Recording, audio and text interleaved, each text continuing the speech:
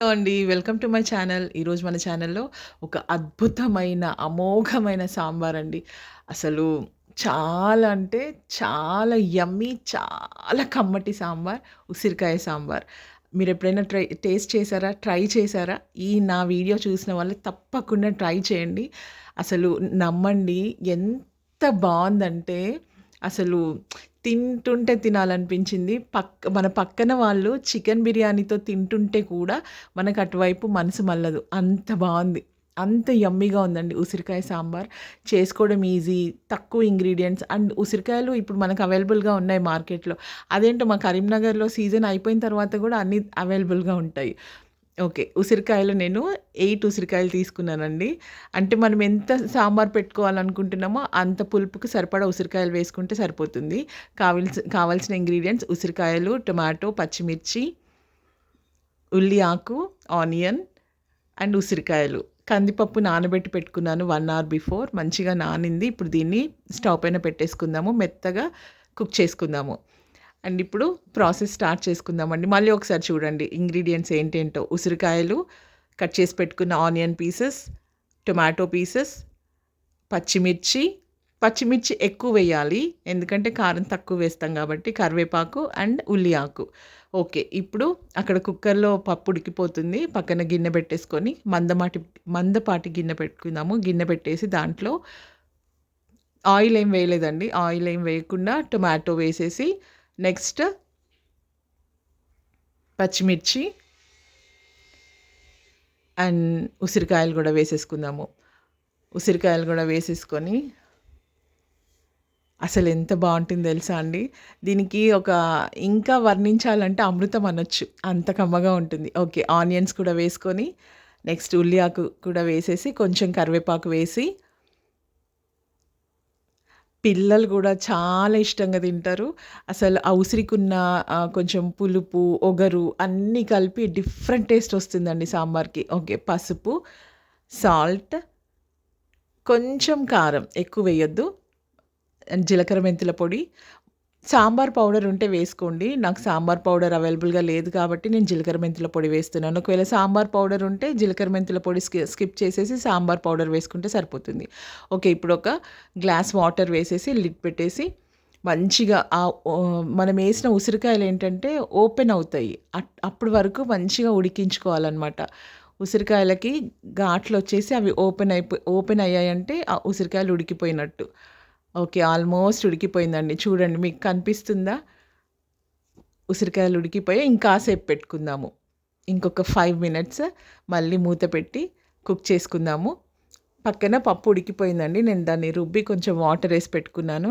Okay. ఇప్పుడు ఇంకా ఉడికిపోయాయి ఉసిరికాయలు. చక్కగా ఉడికాయండి.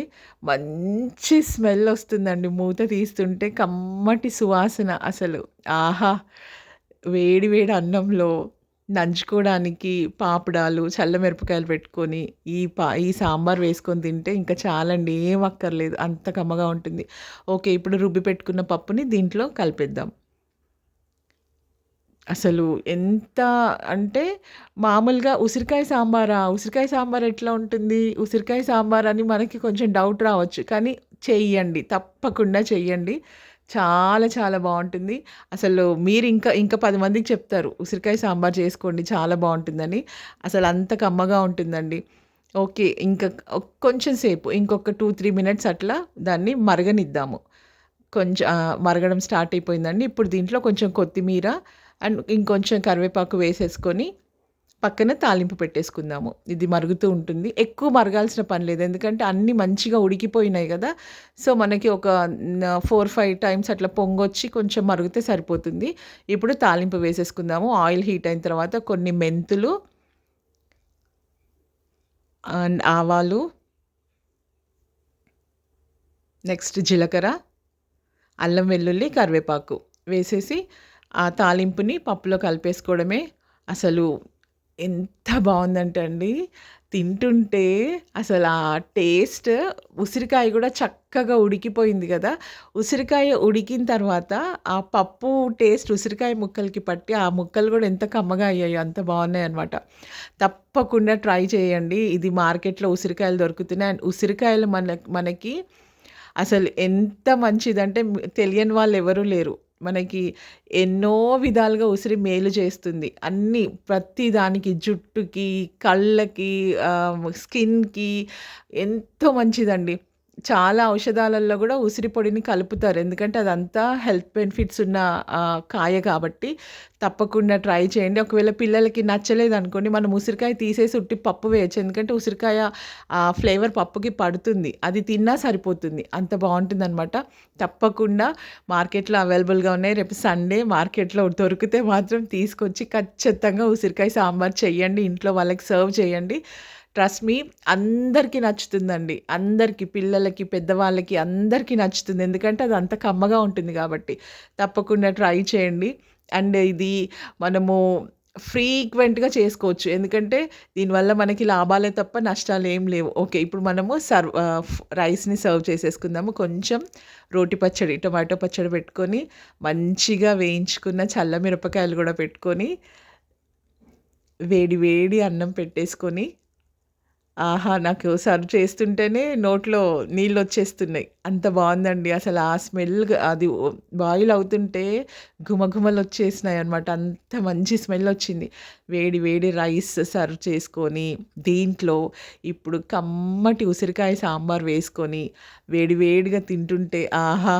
ఏం అవసరం లేదండి. ఏ చికెన్, మటన్, బిర్యానీ ఏం అక్కర్లేదు. అంత బావుంది. తప్పకుండా ట్రై చేయండి. మంచిగా సాంబార్ ఎక్కువగా వేసుకోవాలి. ఎప్పుడు గాని పప్పు గాని, సాంబార్ గాని, పప్పుచారు గాని అవి తినేప్పుడు ఎక్కువగా వేసుకొని తినాలండి. కొంచెం కొంచెం వేయొద్దు. మనకప్పుడు దాని టేస్ట్ మనం ఎంజాయ్ చేయలేము. ఓకే. చక్కగా కలిపేసుకొని ఉసిరికాయ గూడా చూడండి ఎంత చక్కగా ఉడికిపోయిందో. ఉసిరికాయని గూడా ముక్కల్ని మంచిగా తీసుకొని అన్నంలో పెట్టుకొని తింటుంటే ఆహా! అసలెంత బావుందంటే అంత బావుంది.